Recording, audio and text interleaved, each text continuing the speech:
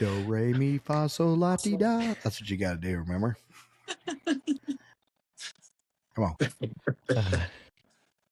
Hello, Ray Lee with Speedboat Magazine here with another episode of the Boats and Bros podcast. And with me, as always, is Myrick Coyle. And today we have Team Demon Bikini / Savage Skater, Chad Havens and Leanna Shadlow. Hello, team. How are you guys? How you doing today, Ray? Thanks for joining us. Absolutely. We're excited to be on. Yeah. So I had a question. Where'd Savage come from? That was the name of the boat whenever I bought it back in 2016, I think. I bought it from a Cole Witcher that at the time lived out in Havasu. I think he's probably in Anaheim, California now, but he still has a place out there. We're still good friends. And I don't know if that is a name that he came up with or the previous owner to the boat had. But I think I was probably the first one to make it fit. Yeah. I was going to say, because I've known you for a number of years, Chad, and I have always thought it was because of your sense of humor. Yeah. He is a savage. Yeah. Right. You cut low sometimes, man, and it's funny. It's totally unintentional, though. Totally unintentional. Yeah, that's a 40 skater. I try to remain politically correct as best I can. Yeah, right. Never. Yeah. 40 skater. Yeah. Red, white, and black. Seen it at the shootout many times. Yeah. Cool looking boat. It's almost kind of a one-off boat. So that boat, and I don't know if it came. So that is the original Dirty Duck boat. To give you some history behind it, that boat used to be the gray boat. The first one that they ever built. It's kind of a one-off. They wanted it to be fast, so they put a front and a rear tunnel extension on it. So the boat is really quick. I don't know what top speed is. Personally, I've had it at 187 miles an hour, and it had a lot of throttle left, but it's a narrow tunnel boat. Mm-hmm. And with that tunnel extension, and it felt great that day running it across Destin Bay. It was like it was on rails, but if you get that boat in the wrong water, it'll tell you pretty rapidly you might want to slow down. Yeah, I like that. That's fast I think that's the fastest I've ever heard of possibly a 40 skater going. Mm-hmm. Because, man, the fastest I've ever been on one probably in the 170s. Yeah, we had to send the Garmin in to get repaired, and they actually called David Whalen and said, "What kind of aircraft did you have this thing in?" So that's funny.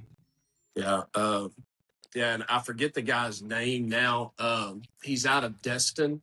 He's got a couple skaters. I think he's 2,200 horse per side or something, running straight alcohol in it.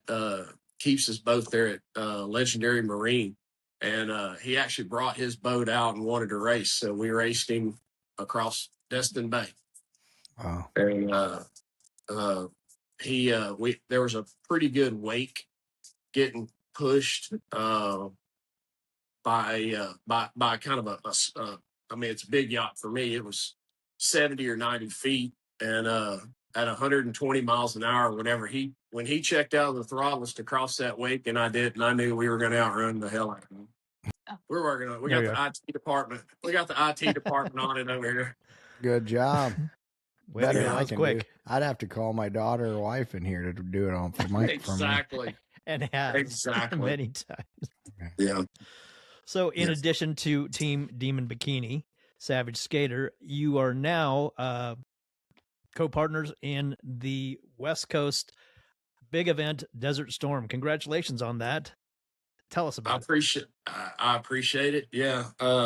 So woke up Friday morning hungover, and I was like, "What? I did what?" So, no, I've been talking to Dustin and Daryl about it for, I don't know, probably the last month or so. From the IHRA. From IHRA. And trying to get a feel for what they were wanting to do with the event, and kind of had it in the back of my head that that might be something that I would be interested in buying. And lo and behold, through multiple times of them turning me down, uh, we finally got the deal done. And here we are today, trying to figure out exactly where to start with all of this. And been talking to a lot of different people, good people, very very knowledgeable in how that event has been run in the past. And I've spoken to just a couple of people about some of the changes that I would like to see for that event. And uh, so far, all has been good. So talking to the people that have been behind the scenes, and then talking to some of the people that are more out in front, and what we would like to do with that. Everything's been very positive and moving forward. Yeah. Who was, I mean, before IHRA did it, did IHRA just do it 1 year this year? And then before it was no, they didn't do it this year No, at all. IHRA has never actually done it. Desert Storm has been owned by multiple people through the years, and Ray can speak better than I can to that because he's kind of been around since it ever got started. But IHRA actually bought it, I think, in May of 26, so a month after the event. Shortly after the event ended this right year. after it.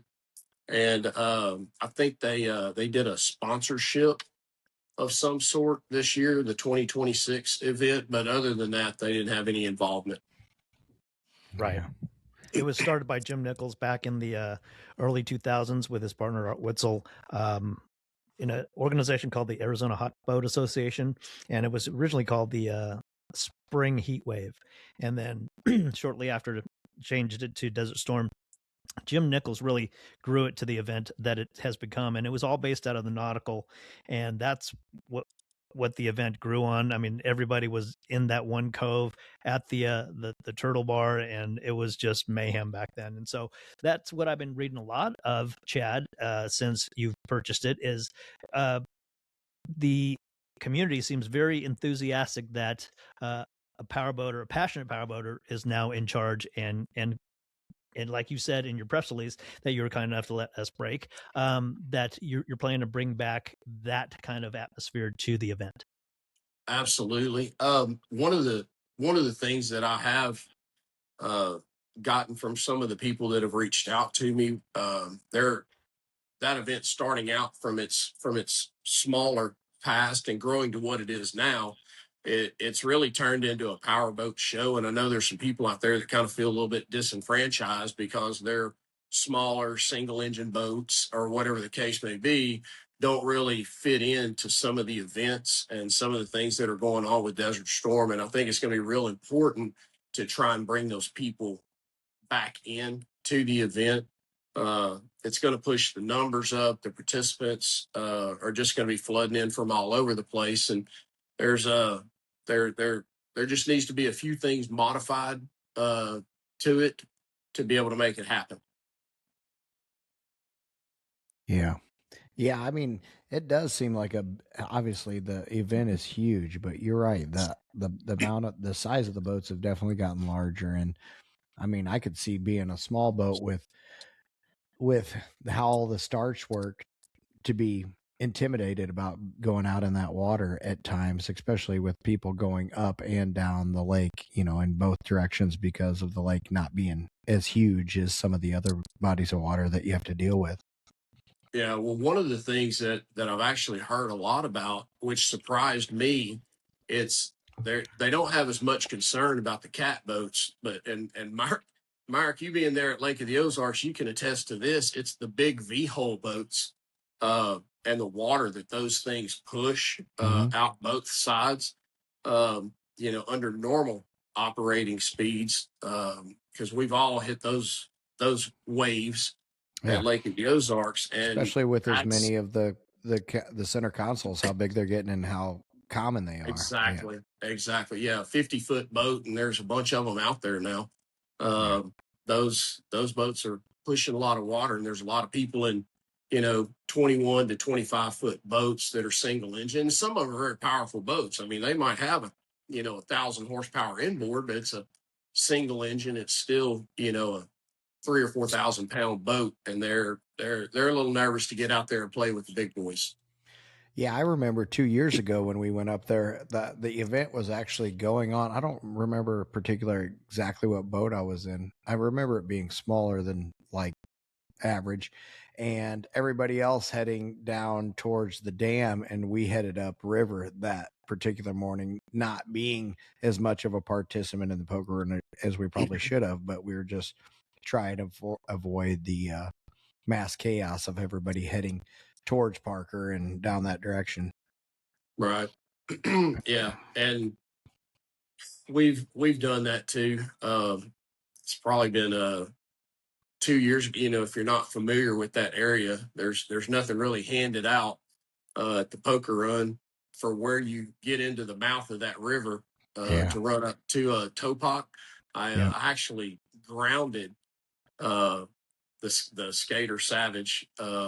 I guess that's been 3 years ago now, and the water was literally 10 inches deep, and Ray let me borrow his boat one time, and I freaking I had Cam, my little boy, and my wife with me, and we were heading up that way, and he had a Garmin that looked like I don't know. I was like a credit card. Yeah, like a credit card on the dash. And I'm like trying to look at my phone and look at all this. And next thing I know, I look out the side and I could see bottom. I just kind of turned and like hoped and prayed, but we made it. Oh yeah. And it's a sketchy area, even if you're a regular boater there, because you need to know the certain path how to get up there safely, and if you're not familiar with that, you can easily run aground. I heard it changes at times. Changes a lot, right? Yeah, and especially with the fluctuation of the water. Yeah, it can move around a little bit. A lot of the sand and the sludge that's in there. It'll we had a customer that actually, it's negative, but he actually crashed his MTI there last year, and they claimed that it was from grounding. But I had never really heard of that, I guess. But I guess if you do hit the ground hard enough and it makes you hook or something, I could see it happening. But well, there was that one time, Myrick, that you, me, and Rusty were coming back from Pirate Cove, and Rusty was driving, and Myrick was in the back seat, and pretty interesting video that we caught of that. Yeah, it's anytime Ray can bring that up because he laughs so hard, because I was sitting in the back, and obviously if Rusty was driving, I had been drinking, so I was hamming it up a little bit, and I was like, Ray, look at this, watch. Since Rusty's not here with us, I'm going to leave that alone. How about that? Yeah. And I'm doing the face like I'm scared as hell. And now, Ray, it'll be my birthday or something like that on, and Facebook will get all lit up with this beautiful picture of me acting scared. So anyway.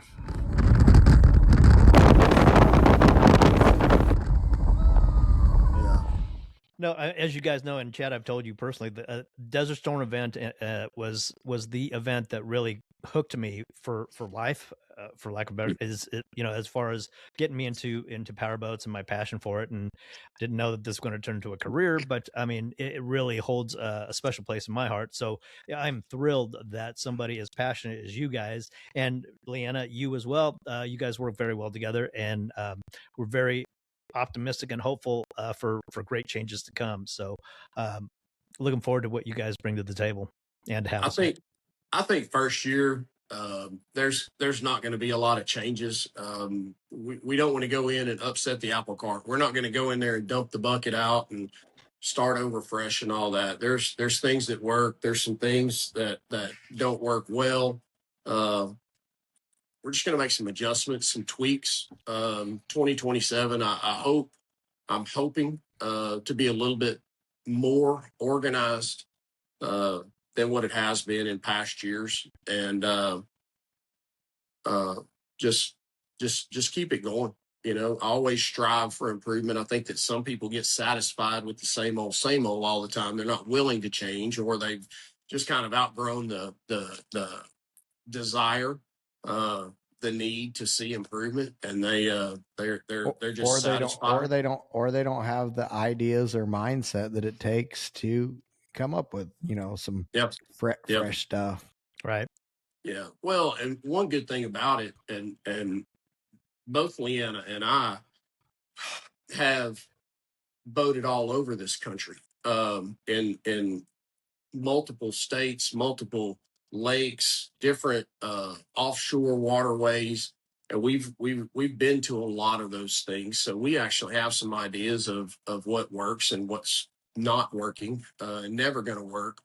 A lot of the people that are dealing with Desert Storm, man, it's a desert. That's the only damn water they've got, you know. So they haven't had the access to go see all these other venues and to see all the other producers, you know, to see the Boeing Thunders, to see the Lake of the Ozarks, to see any of the things that that Stu Jones promotes. And, you know, like I said, there's you can find problems with anything, but at any of those events, there's always a lot of really great things going on. You just take notice of them. We'll just try to duplicate them and bring it home to everyone.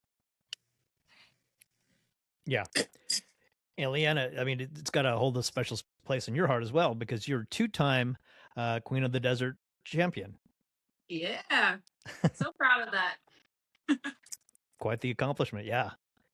38, 140, 145, 148, 149, 150, 152.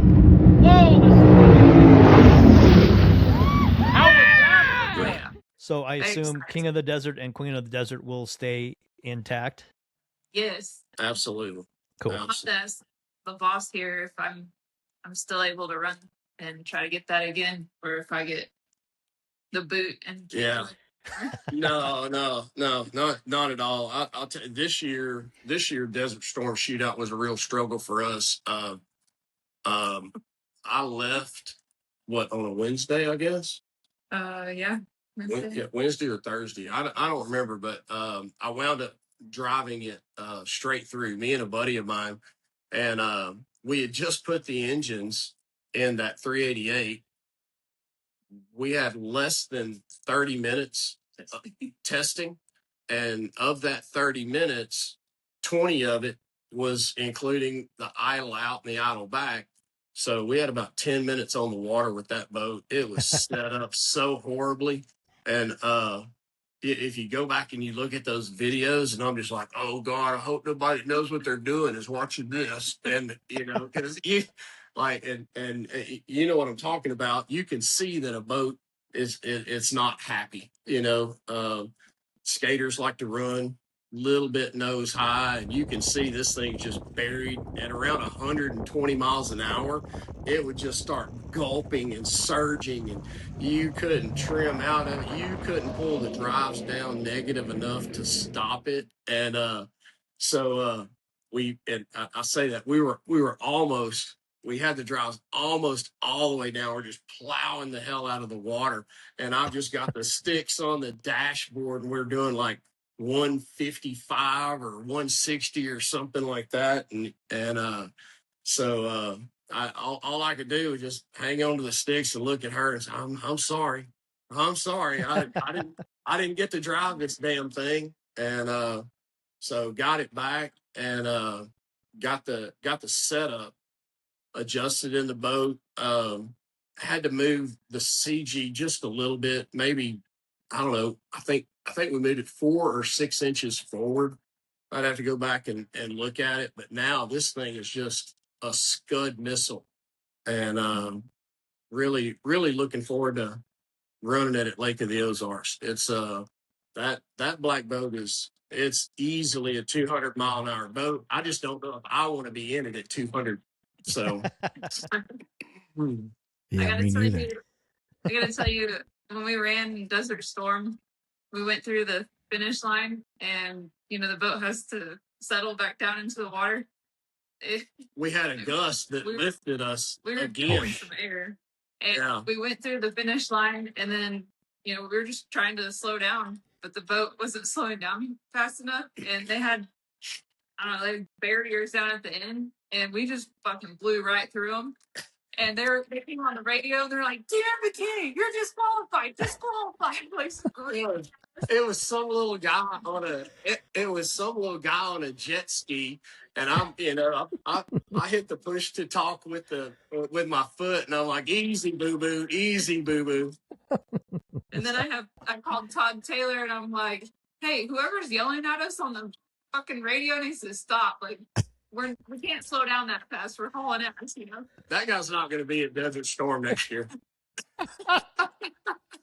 Yeah, he didn't realize he was yelling at the guy who's going to buy the future owner. Exactly.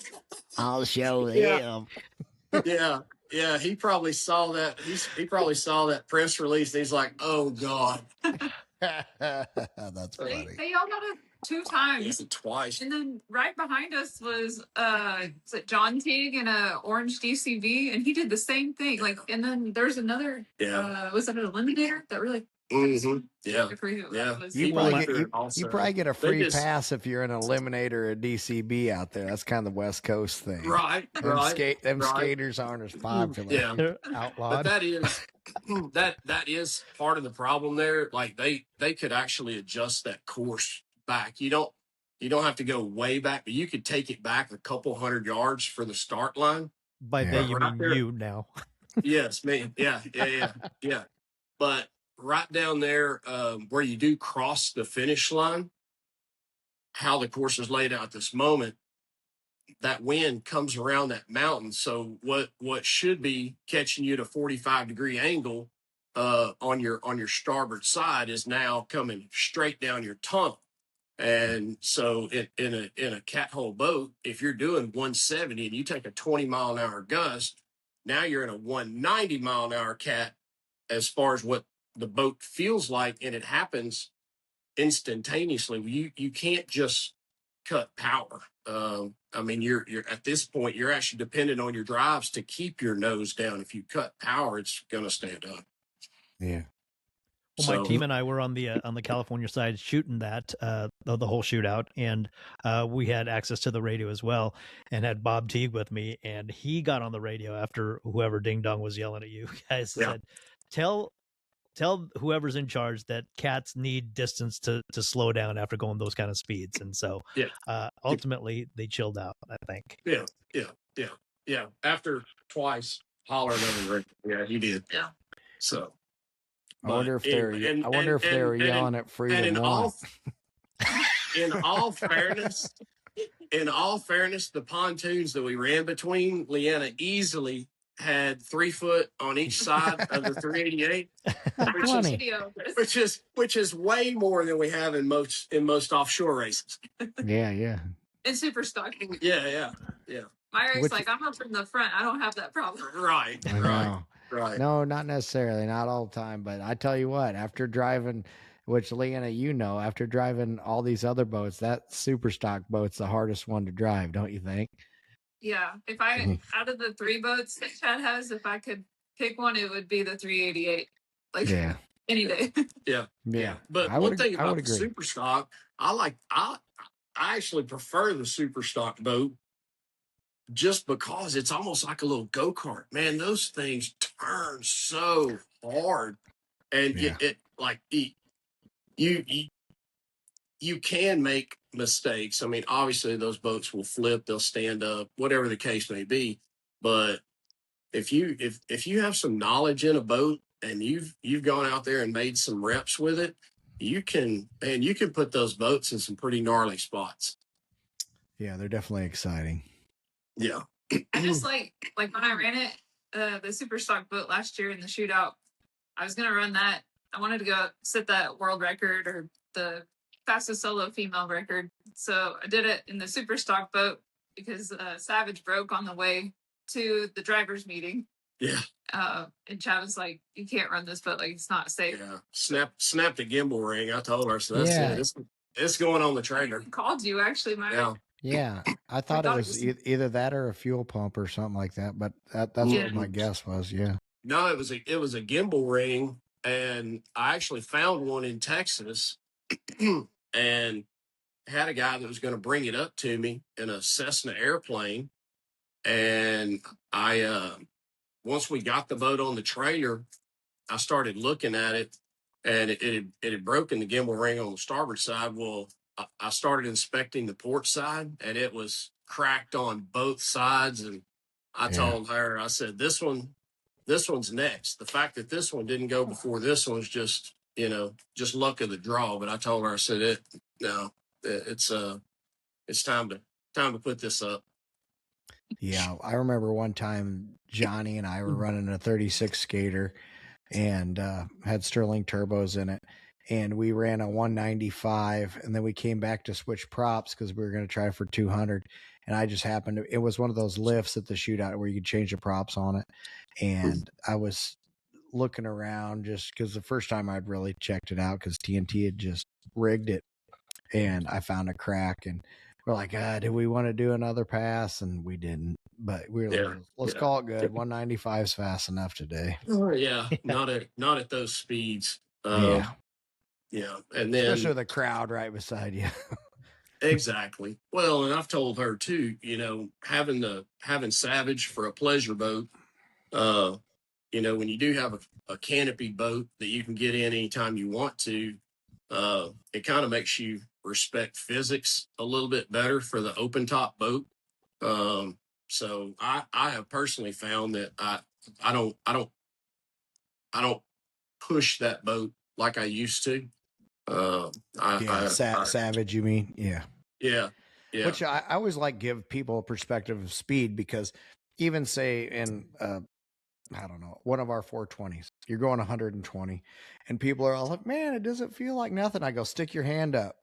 And it goes backwards, like about rips it off. And they're like, holy shit. And I was like, that gets your perspective back. I mean, I know it feels like you're in a big old Escalade rolling down the highway, but we're going 120. It's one of those things. I like to tell people to do that. Not necessarily on the right water. It feels like a big Escalade. So I've had that 40 skater at Lotto and on a shootout weekend, and I don't remember.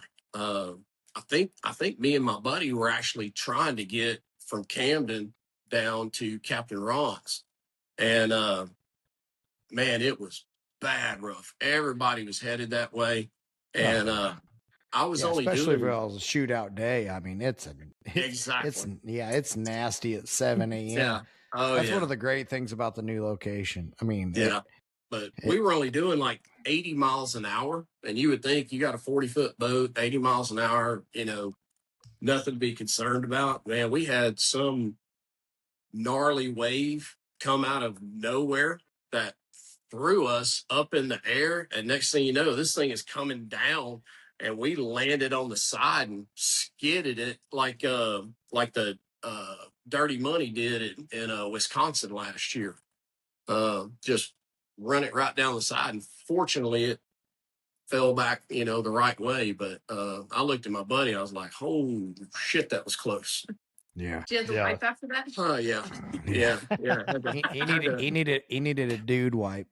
Yeah, exactly. A handful of them and a pry bar to get that much seed out of my butt. Yeah. I know. One time I took the Jimmy John's race boat to the shootout, and then you're feeling all good, and it was when the shootout would. I forget how many years ago it was. It was a while. And Missy's like, well, I want to drive. And I'm like, okay, you sure? We're heading back all the way to Performance of the 21, and we're at the 36. And I've got pictures to where that it looks like a toy out in a giant, washing machine tub. And I'm trying to talk to her. I'm like, so you got it? And she won't even respond. And her hands are just like white knuckled on the. Was she locked up? Yeah, she was locked up. I was like, are you good? She goes, yeah, I'm good. I go, well, you got to talk to me. She goes, well, I'm just trying to concentrate. One of those things. I'm like, so it was typical to just having one of your buddies in there. You just yelling at each other. So instead, it was my wife yelling at me. Yeah. Well, Yeah, the next time I see you, I definitely I've got some questions for you, Mark, about the new boat y'all are running Class 1. It's unbelievable. That thing looks gnarly. It's so much fun. Even in the rough. I mean, once we got the CG figured out, we had done a lot of just like knowing how much weight to put where before Michigan City, and yeah. Even I'm disappointed that we broke that drive shaft, but been doing a lot of research and trying to find a lot better parts to be able to put on it, and yeah, this has been my last couple of days. But yeah, it's unbelievable. It feels like a big 388 is what it feels like in the column. I love how low profile. I was about to say, I think it's cut down less than what if I mean to a shorter profile. Yeah, it's that thing there. I guess Tyler said to me the other day, we were sitting in it. He goes, "What would you do different?" I go, "Scoops." I'm not in love with the scoops yet. I mean, and I know, and Jake loves it as far as, and Craig working on it, because they feel like we don't even have to really get down in there because the boat is so low. And the cockpit inside is unbelievable as far as size. I was saying, as tall as Tyler is, I could see him having to lay down in that boat. No. And just kind of look between his feet to see where it's at. Yeah. No, I actually sat in Ron Zolak's, I don't know. Oh, it was a 65 GT40. I guess it was a replica, but it looked like the real deal. Oh, if it was Ron's, it was probably real. Anyway, I sat in that thing the other day, and it was like, yeah, obviously it had the gurney bubble on it. I did not need the gurney bubble. I felt like I was laying back on a recliner, but I could not believe how laid back that thing was as far as body angle. It was way more extreme than I'm used to in a race boat. Mm-hmm. Yeah. Yeah. Well, and the reason I even bring that up is we actually saw that boat right after they had put the top deck on it and joined that together. We were in Michigan buying the 388, and I saw that and I said, "What is that?" I mean, it's it's sitting there out of the water. It's not on a trailer or anything. It looked like a spear. Yeah. Well, the whole goal was, you know how it is when you get a side wind in a boat. It's like the worst. A cat. I shouldn't say a boat. I should say a catamaran. When you have like a straight side wind or quartering side wind, and the throttleman's telling the driver, straighten it out, and you're like, it's just going to push me. Yeah. So, and we had the 438, which, had a lot of freeboard. And since not extreme, but since the significant amount of freeboard in that boat, it's like, well, we just need to, get it smaller. So that was the goal.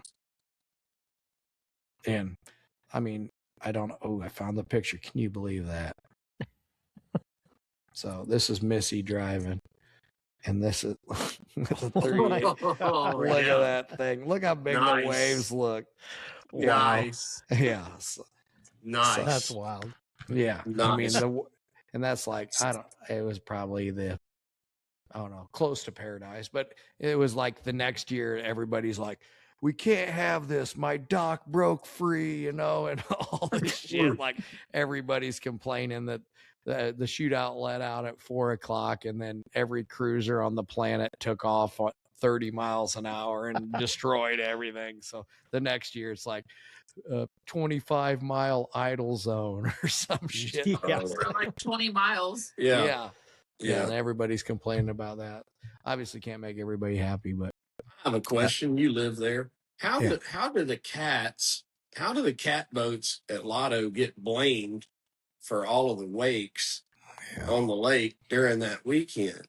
People don't understand. That's all it comes down to. Yeah. I mean, I tested multiple boats yesterday morning. I think I had 4 cats that were capable of 125 miles an hour, all outboard cats. And there was an MTI, there was an Eliminator, there was a new performance powerboat 360, and then what was the fourth one? I can't remember right off the top of my head. They all blend together, but one of the scariest rides I had was from a wakeboard boat, and he was doing what he's supposed to do, but he was over along the bluff wall, just rolling, and I didn't realize that he was going to put out something like that. It was like a 4-footer, but I was trimmed out at 120. And then I had, like you, I need some dude wipes to get it all back under control. Yeah. Like you. Yeah. Well, like me 1,000 times, but I'm like trying to relate with Chad. I mean, people don't realize. I mean, I don't know either. But so I go back in the shop and they're like, "How was that?" I go, "Well, it's about a yard sale, trying to get that last mile an hour because I'm sitting there hanging at like 122, trying to get 123 for the recall." Right.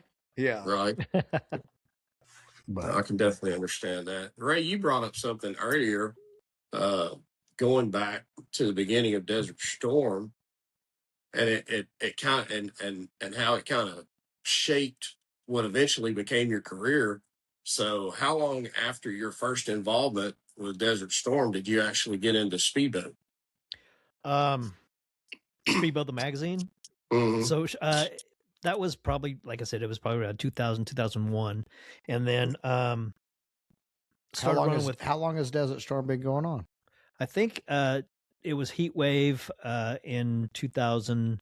Which that name fits so well. Heat Wave for Havasu. Good God. Yeah. I think they changed it to Desert Storm 2004, 2005. But it maybe earlier, but it was Heat Wave first, and then but no, that was what really hooked me, and that was when it had like everybody start at once, and it was just all a free for all running. But then late like 2008, 2009, became friends with who is now my partner, Chris Davidson, who ran Hot Boat Magazine back in the day. So I would run with them, and that's how I kind of got ingrained in the magazine world. And then he started Performance Boats Magazine in 2010 or 2009, 2010. So I was part of that test team, and then I came on board with Speedboat in 2012 and bought into the company. So since 2012 till now. Wanted to thank Monster Energy for sponsoring the podcast, the Boats and Bros podcast, and really excited about it. How about you, Myrick? I'm excited as hell. Monster Energy. I just had 2 of them, man. I'm all jacked up. This sounds awesome. Yeah. I ain't gonna be able to sleep tonight because this is 9 o'clock at night after our boats. Missy's rolling eyes and shaking her head at me. Anyway, yeah, big. Being with Monster Energy is an awesome deal. Been fortunate enough to be sponsored by them with boat racing for the last 2 or 3 years, and now to have them on the Boats and Bros podcast. I really do love that sugar-free stuff, and when we're working late nights and when we're doing all this other stuff, it's awesome to be part of the Monster Energy family and drink their product. So go Monster Energy. Go. Cheers. Thanks, y'all. But yeah, it was Desert Storm that got me into this whole mess. So there's that. Man, it was the shootout that got me in the whole mess. Yeah, right. I think Desert Storm was possibly the first poker run event that I ever went to.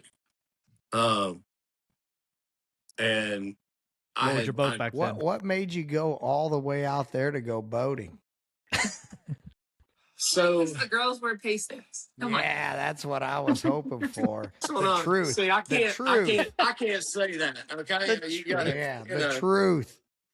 Exactly. Trucker hats and pasties, baby. Exactly. Yeah. And so the first year that I went out there, I hadn't known Savage a few months, and true to form, for power boating, every time you'd go out and put about 2 hours on it, it had to go back to the shop and get 20 grand worth of work done to it. And so right before that first time that I ever went out for Desert Storm, I think I spent like 80 grand trying to bulletproof everything that I could with these engines, and I was just going to baby them and not run the hell out of it or anything. And the very first day out there, and David Whalen had flown out there to the event, and the first morning, one of the engines wouldn't start.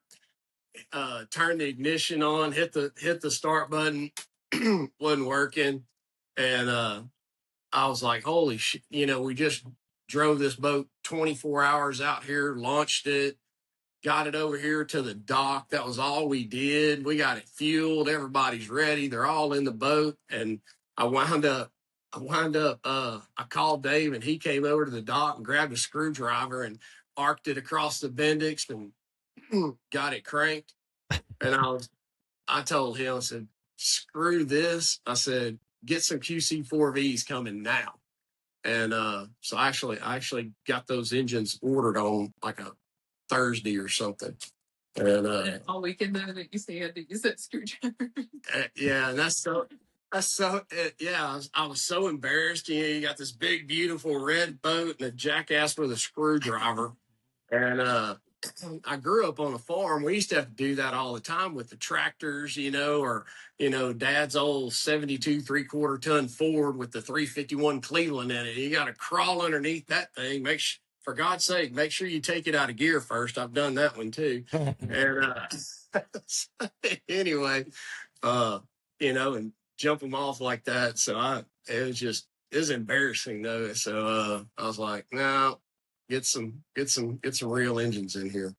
That's some good. That Mercury Power is good stuff. I mean, yesterday on Ron's boat, we fired it up, and we're like 15 minutes into this engine package getting ran, and I'm wide open holding it for miles. It's mind blowing. Yeah. Well, I'll tell you one of the things that I'm happiest about. With Mercury right now on the QC4Vs, they did the redesign on the exhaust system. I can't tell you how many exhaust manifolds I've cracked because sometimes these boats fly. And I think a lot of people don't understand that, you may have 25 or 30 PSI constant pressure at high speed, but if that thing ever comes out of the water and it re-enters, it can spike so fast. And it'll blow manifolds in a heartbeat. We're dumping so much water anymore. It's just, Jake's become the master at it. I mean, we're dumping 220s and then another 16 just to make sure that we can get rid of that spike. Yep. So, well, and I have 3 pop-offs in my system, but man, just sometimes you can't help it. It's going to spike. But I think these manifolds actually stand a pretty good chance of surviving a little while. On the 388, I actually ordered some headers for it, and fixing to get which those are older engines, so it's the older style manifolds. I'm fixing to get rid of those and put the headers on it. And Ronnie was telling me he has a set of engines coming for a boat that we're going to rig that actually has the CMI headers that are. Yep.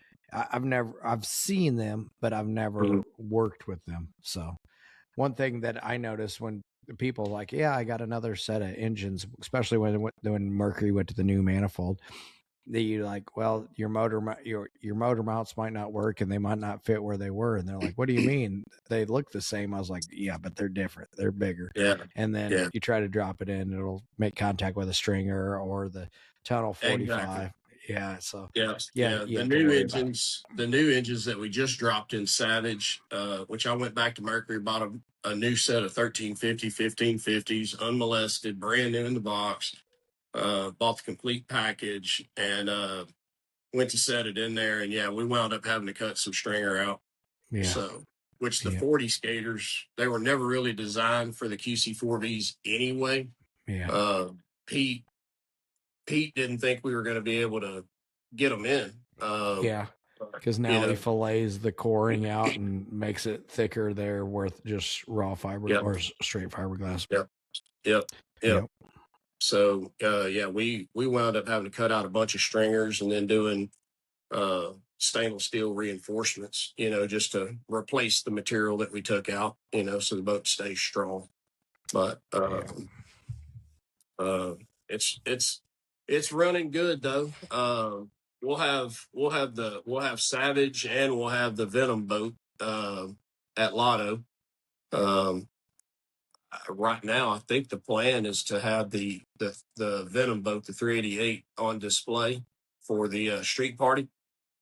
And are you already registered? Because I was told today in the board meeting, anybody that that isn't registered better get it done, because usually there's a little bit of space to fill up. This year, like, the space is almost gone. So anyway, I was actually talking to somebody earlier today, and they were saying that they're having to turn some people away this year. But no, this was something that we did months ago. And kind of had a plan. We did not know that know that we would have Desert Storm at that time, but we knew we were going to win a lotto. So two of the three boats are coming. And I mean, Leanne, you going to have your swimwear on display there, or bikini wear on display at the shootout party? Oh yeah, always. I got a new trailer. We took it to New Orleans and one other. Oh, to Tickfaw. So it's only been to Louisiana. And, that was a trainer. Yeah. I've still never done that event. We put that trailer on a barge, and the rednecks put it on the barge. Yeah. You guys are brave. I mean, I hooked it on there, but they strapped it down. They had a hell of a flood that came through Saturday during the day and rained into Saturday night.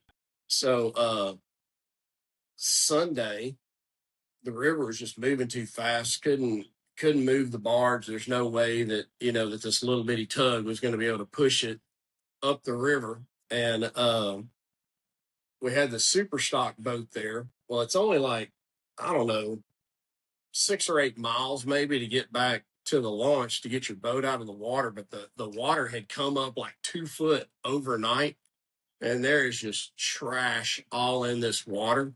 And I'd put a set of props on it that we rarely used, but they were brand new. And man, sure as hell, we folded those things up like tortillas. broke the skegs off. It was messed up. And we barely boated. Like, the boat stayed. I think we took it there and back to the trailer, and that was it. Yeah. It sounds like Lake of the Ozarks in the spring when we get a bunch of rain. It rained like crazy here last night, and I thought for sure every boat that I was going to pull out of the water today was going to have skegs missing, but thank goodness it didn't. Yeah. Nice. Well, I saw, before the June lake race, man, y'all had a lot of rain in May, and a lot of that stuff was floating downstream, and I know that had to be tearing some stuff up. Yeah, we got a full-time welder. That's all he does. That's all he does every day is weld skegs. Yeah. So, yeah. So speaking of the Demon Bikini Superstock team, what is going on with you guys' race program? Are you guys racing? Or are you guys done? What's the update? I'm not going to call it done. Right now, there's just enough uncertainty in all the events. And man, there's different people saying different things. But at the end of the day, we're not RWO. We're not APVA. We're not IHRA. At the end of the day, we're boat racers. And I think that there's a lot of the producers and participants that maybe have lost sight of that. Boat racing is supposed to be fun because there is absolutely no way that you can make money off of it. The profit opportunities are not there, but it's a good place for people to go and compete. and have a good time. But kind of taking a step back, and I put a few calls out there. Can't really confirm or deny that there's 4 Supercat engines being worked on. So and everything in the 388 is all quick connect. So you, as it is right now, we can have the QC4Vs out and Supercat engines in it pretty quickly.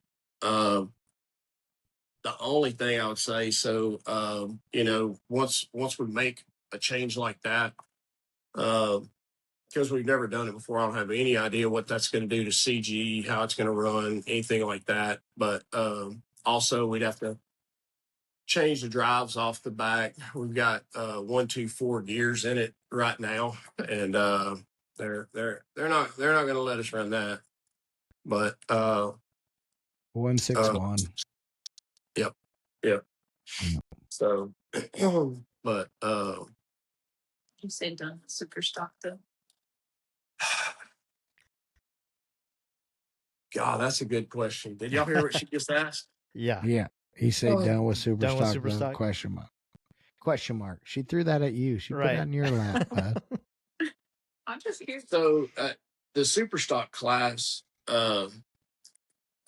almost everybody that's involved in the super stock class, they're just great people. An absolute pleasure to be around. He's beating around the question.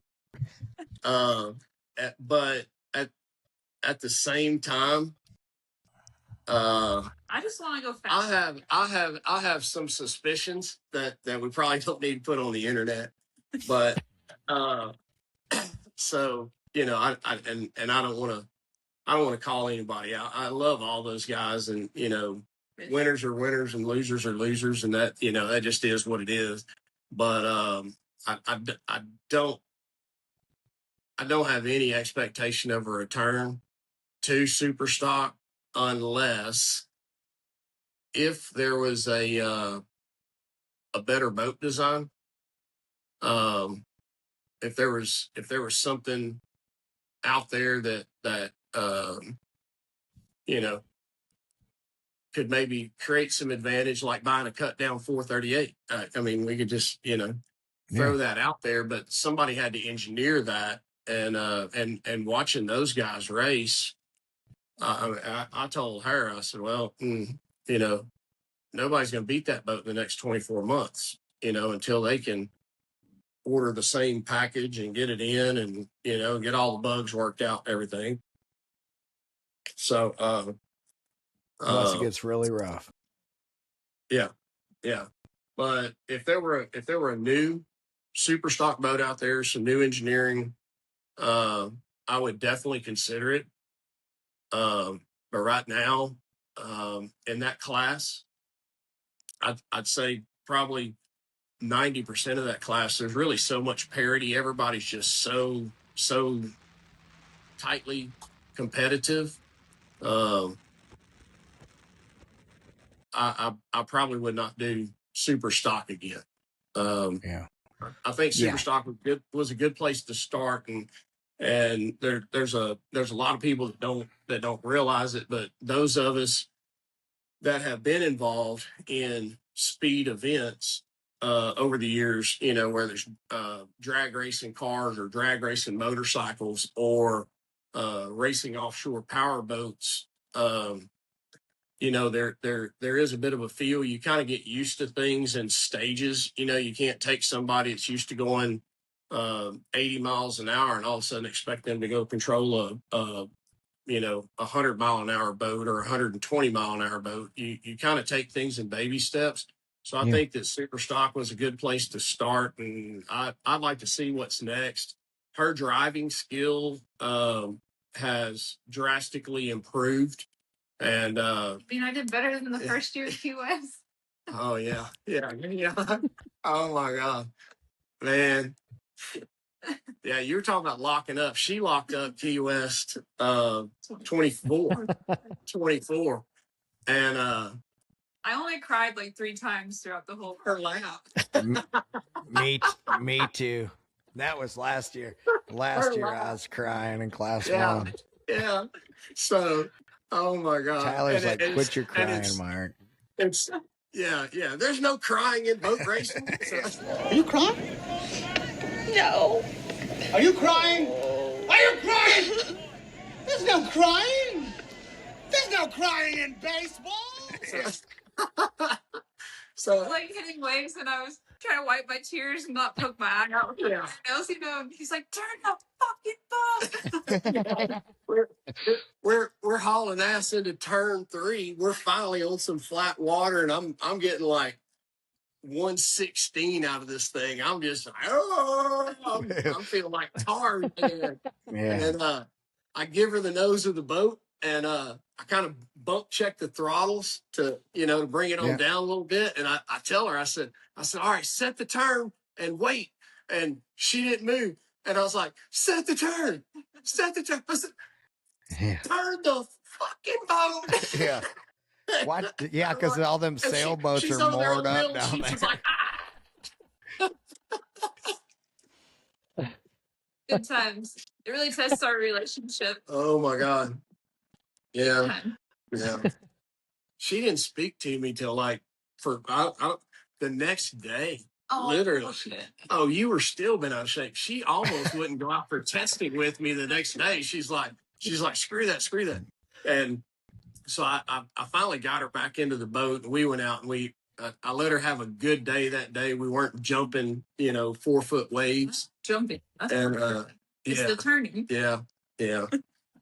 So I got a funny. So when we first got the super stock boat, Chad took me out in Galveston Bay, and he was driving and throttling, and I don't know how big the waves were. They're probably 4 or 6 foot. Probably 3 footers. Okay, so I was off there, but we're out there, and I'm just like we're just flying. You can hear, when you come out of the water and when you land, like, and he looks over and he's like, "You're a crazy bitch." I was just smiling, like laughing. This was so much fun to me. Yeah. Wow, yeah. I don't like that. If I'm not in control, I'm not getting in that boat. I got a good friend, and he needs to know this too. So I'll say this on the internet. Justin Digiovanni, I will never, ever get in the boat with that guy. I literally won't go across a river in the boat if Justin's driving. And he's a super, super, super nice guy. Very good friend. We go golfing together and stuff.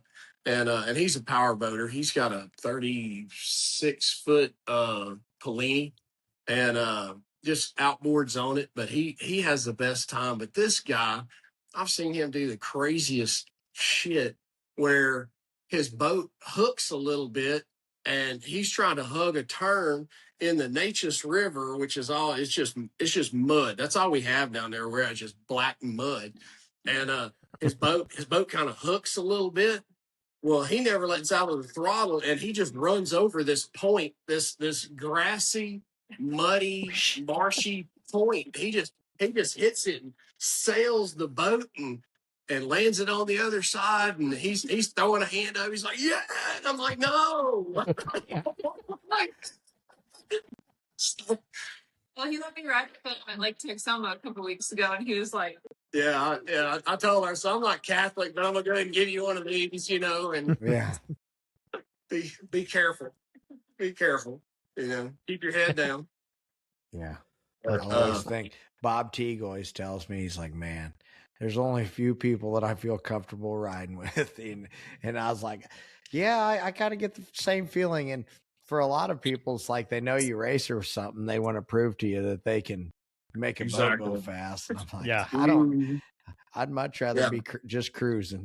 That's just, I was going to say that most of the time we're just easing around, kind of quiet. Like, I mean, having big horsepower, we'll play a little bit, but a lot of times the playing that we're doing is not necessarily to get a top speed, but especially at Lotto, man, the way everything curls around, like we'll go way outside, we'll lock in a chine rail, and we'll just gut it out and just bend that turn all the way around. We have fun like that, but we don't just drive around at 160 or 180 miles an hour, just because we know the math of that. If one thing goes wrong, you've got a severe problem on your hands. Yeah. And boats break all the time. So and not enough dude wipes to go around. Exactly. There's only so many storage That's been compartments. 3 mentions. We better have them on as a sponsor. I hope one of the boat manufacturers is watching this and they get us a dude wipe compartment where you just reach in with your hand every time you get scared and get you. That's gonna be the next Alcantara's dude wipe interior. Yeah, that's it. I'll add this so I leave them for Christmas. Yeah. As many hidden compartments as they have on an MTI. Maybe that should be his next venture. Oh, a dude wipe compartment. We don't have one of those yet. So. Like the thing I just used one at Casey's on that Escalade that I got today. It was like the bug washer to pull that thing out. Yeah. No doubt. So, Myrick, we're on the cusp of like the Ozarks Shootout week. You being an official board member, what can we expect for next week? Well, we can expect not to have the 100-degree weather, according to yesterday when I looked. So thank God. Oh, and it's bad when I think that's, I can tell I'm getting old when I think like, so Lake of the Ozark, it looks like mid 80s every day. Shootout weekend 81 and 85 Saturday, maybe 89, 90, but at least it's not 100. Yeah, that's right. That's right. So beautiful weather that way. Obviously, we start off with the Make-A-Wish stuff this weekend. That starts on Sunday. Then we go into Monday. Tuesday starts the Hall of Fame dinner. Then Wednesday, the shootout party. Then the street party. And then Thursday, there's like I think it's like a boat show / ride and drive at Demo days. Yeah, demo days at the actual event at Dog Days. And then Thursday night, big party at Performance. Along with, there's going to be some Cadillac stuff. So I guess there's a big stage. They're bringing like some unique Cadillac stuff, maybe an F1 car or something that they're going to Performance. To Performance. Oh, wow. Nice. Yeah. Cause I guess Cadillac's getting into F1 now. Yeah. So you got that going on. And then, so cool shit. Then it goes to Poker Run Friday morning. And, after that it goes into, there's like a VIP, another Cadillac event on Friday evening. And then it goes into Saturday boat racing and the regular deal. So, yeah. So I'm excited. I mean, other than the fact that I'm not going to get any sleep for the next, the guys they're still there working at the shop. So we were like, I heard something about, there were, it was kind of ambiguous, but there were some things shared about additions that were being made to Saturday's shootout. Got a DOD flyover for that, and there's I think there's like a laundry list of dignitaries, if you will, that are going to be on hand Saturday.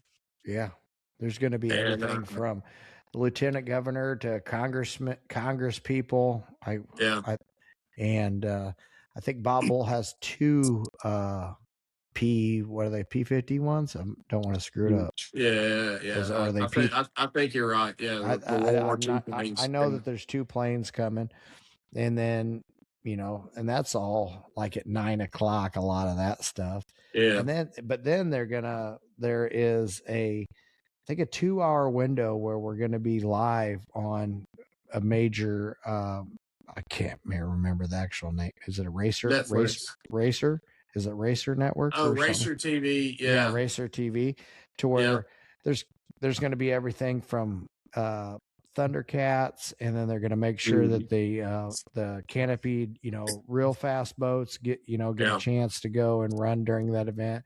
Then there's going to be grudge racing, whether it's You know, I've heard by people, side, yeah. people calling people out, like whether it's Dirty Money and MCon, or I heard American Custom Marine is like going to call out MCon or something like that. So V-bottom versus cat, all that kind of stuff, which, you know, basically similar to like what you're saying with the poker run, just trying to get some new blood instead of one boat at a time, you know, back and forth. You know? Well, you're quite the veteran of this event. So the side by side race, yeah.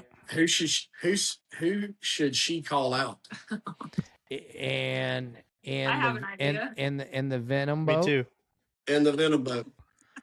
Well, you have an idea? Come on, Leanne. I think I should do it in person. I have an idea. Okay. I have an idea. What? Yeah. Let it fly. What is it? Dirty Money. There you go. I like that. I wasn't thinking that. Yeah. Oh, well, that's the beauty of the whole call. I just hope he has his super cat engines in it. Yeah. Yeah. Myrick, are you gonna do you and Tyler gonna do the airplane thing that you usually do? Yeah, I mean, yes, that is always a plan, and that guy's incredible.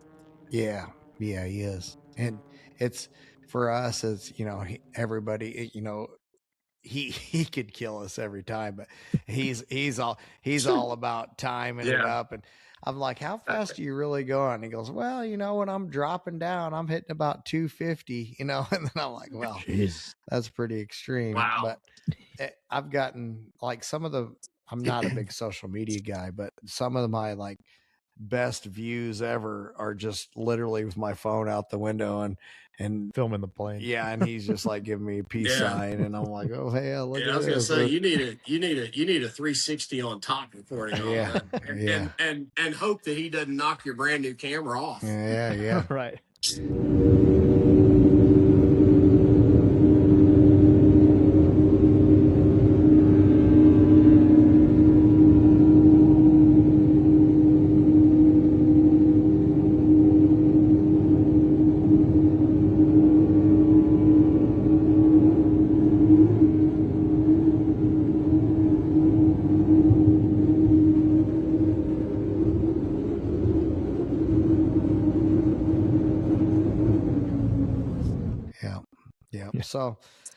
So all that stuff, basically at a board meeting this morning and went through that. And there's some crazy, like, for all of the people that can afford it, all the volunteer stuff that,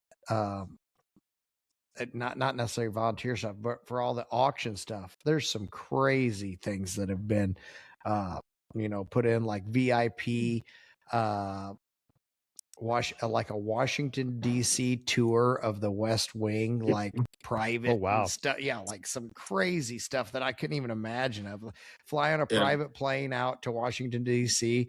and then do a tour of the West Wing of the White House by yourself. You know, I was like, I can't even dream that shit up. You know, so that's crazy.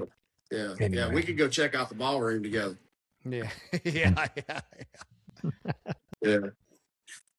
But anyway, no, we're looking forward to it and just hoping to minimize any mechanical issues.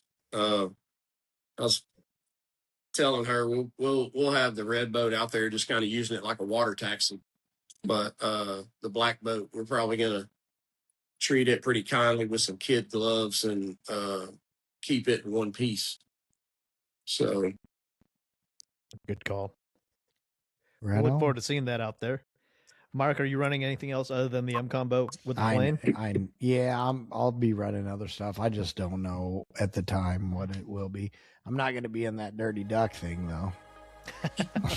Is that going to be Rusty and Adam again? Yeah. Rusty was telling me about it today on how much, you know, power they're making. So, you know, it all comes down and I don't know. I think I don't know if necessarily Freedom One is going to be there. I don't know. No, they're not. Okay. So then, obviously there will be, a few 300 or 200 mile an hour plus boats. So everybody, it's one of those things. You got to get one down, and then hopefully somebody else don't put another one I down. know. So. I know Yahoo's wanting to go up there and Yeah. put up a big number That's with who a I told Rusty today. 368. And Yep. I love those guys to death. And like I said, I'm not even Catholic, but every time they go out, I give them the peace sign or something, you know. Yeah. Throw a little blessing out there for them because And a pack of dude wipes. They need more than dude wipes. Yeah. They, I don't think Pete ever meant for that boat to go 200 miles an hour. No. So if I was doing it, I would do it in a small tunnel boat, though, like 54-inch tunnel like that. I mean, that's cool. So. Yeah. And then I was texting with John Kosker, and they went testing in the American Ethanol boat, and they've got the new power in there, and he said it felt amazing. So they've got a strong chance of reclaiming their Top Gun title. So it should be fun to see. That's good. Big question mark up there. Yeah. Come on, Top Gun. For sure. Yeah. That's for the taking. So you guys, thank you so much for joining us. It's been good chatting with you. Congratulations again on the Desert Storm. Can't wait to see how that progresses and see what kind of presentation you guys have for 2027. Myrick and Leanna and Chad, see you guys next week in Lotto. This has been another episode of the Boats and Bros podcast. Please remember to like, follow, share, and subscribe. And watch for Venom with Chad and Leanna next week on the Shootout live stream. And watch for Myrick everywhere. And we'll be in Lake of the Ozarks and potentially a live from Missouri podcast. You guys, thanks for watching. Thank you. Thank you. This podcast is powered by Speedboat Magazine. Subscribe now at speedboat.com for 9 power-packed current issues a year direct to your mailbox.